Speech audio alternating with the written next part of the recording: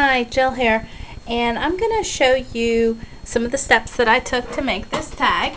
Obviously I've shown how I made the bird and the bird cage, so I'm going to actually show you how I aged this tag.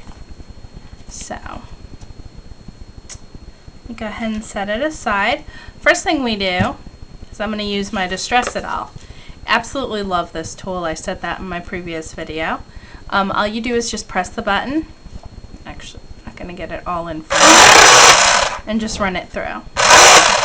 And then certain areas you want a little bit more distressing. You just hold it there a second longer.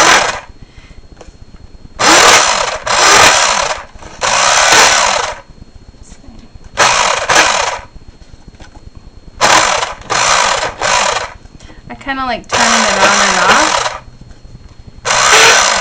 in different spots. Okay, so we're actually going to use the, what would seem like the back side. I'm liking the way it distresses on that side. So let's go ahead and put it aside. Okay, so now we have this tag. Now, I was going through all of my supplies, and I came across some older supplies, things that I've hung on to that I got from CHA, probably 2003, 2004. And one of them was this Easy Walnut ink stain by a company called Fiber Scrubs. Went to look them up. They're no longer in business, but you can make your own stains, or you can purchase stains. I know what Lindsay's Stamp Gang sells stains in these kind of containers, or like I said, you can make your own with walnut crystals. I'll show you those in a minute. But all I did is take the tag and I just ran the stain up and down. And it's just such a convenient way to color your tag. And then when it runs low, you just kind of tap it. You don't push on it, but you tap on it. Just like a stamp cleaner. Okay, so that's all I did.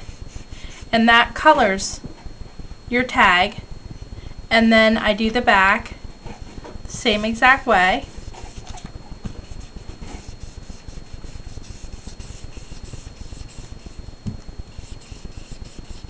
And if you wanted to add some more color, you could tap down that little thing. But actually, we're going to come in and add some color with some actual walnut ink crystals. So here's a dry tag. I only have these in 2 colors, but I figured I might as well use them up. Then I'll mix up my own with some walnut ink crystals. So these are what the walnut ink crystals that I have look like. They're by Anima Designs, and it's www.animadesigns.com. It's $5 for a container. They package them a little different now, but still the same idea.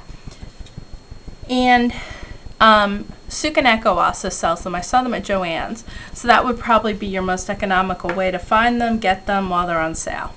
Okay, so we're working with that tag that I had stained and set aside for just a few minutes to dry. Then I'm going to take a little scoop and some walnut crystals, walnut ink crystals, and just kind of put them on there randomly. Have some areas with them a little bit heavier. And you'll see they look kind of like coffee grounds. I don't know if you can see that. I put my lid on because I can easily spill these things. Then just take a mini mister and spritz it. And it's going to move around. And then you come into some of these areas like where it's heavy. Look at that. Isn't that cool? The way that color moves around. And that old pitted look it gives it. Almost like knots on wood. Then I just take my heat gun and I'll heat it. And see where this is moving? That gives you a really good look. Now you could of course set this aside to dry. That's what I'm going to do right this moment because I'm not going to torture you with me heating it. Okay, so this is what it looks like. Okay, then what I did was it's not, well, it's aged, but it's not aged quite enough. So I came in with some of my favorite vintage photo and 2 different stamps. This one is by Paper Inspirations. It's Corinthians 13, and I just love this stamp. Actually, 1 Corinthians 13? I don't know, but you know the phrase. Love is patient, love is kind. Actually, I got it for a wedding gift from my ex-husband's aunt, and I have always held on to this stamp. So I just ink it up with some vintage photo and kind of sideways stamp it. And I did that on both the back and the front. Then come in with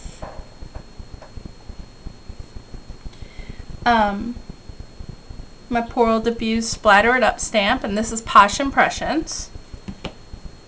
And they're now sold through Stampomania. Okay, and then this one I'm just randomly stamping. I always like to go about 3 times with this. I like the different variations in the coloring of the splatters.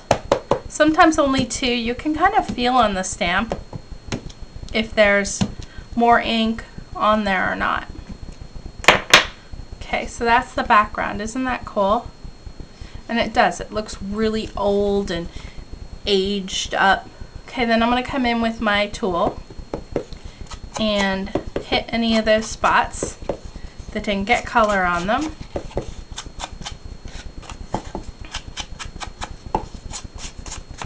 And just kind of run it along all of those nicely distressed edges.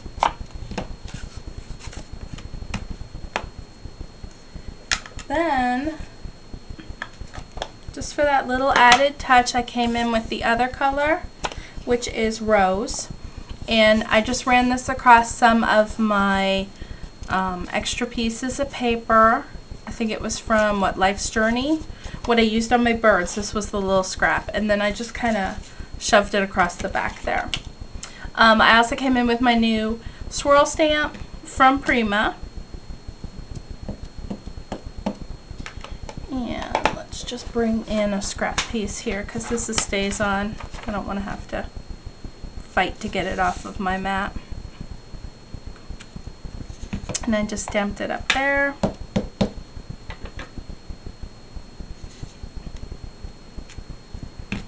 And then twice down here. And I really like how fast the stays on dries. Okay.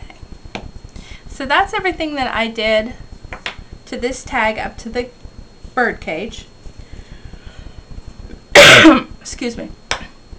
And then down here, I used another little piece of this with the Tim Holtz die, ran it through there, and then I aged it with, of course, vintage photo, and used some of those Tim Holtz long brads. I used some snaps, as I had said in my previous video. I crackled the frame that I did before, and then these are my paper roses that I had bought white, and I just went ahead and sprayed them with 3 different colors of Glimmer Mist. So there's your tag, all completed, and that's how I got that really cool background.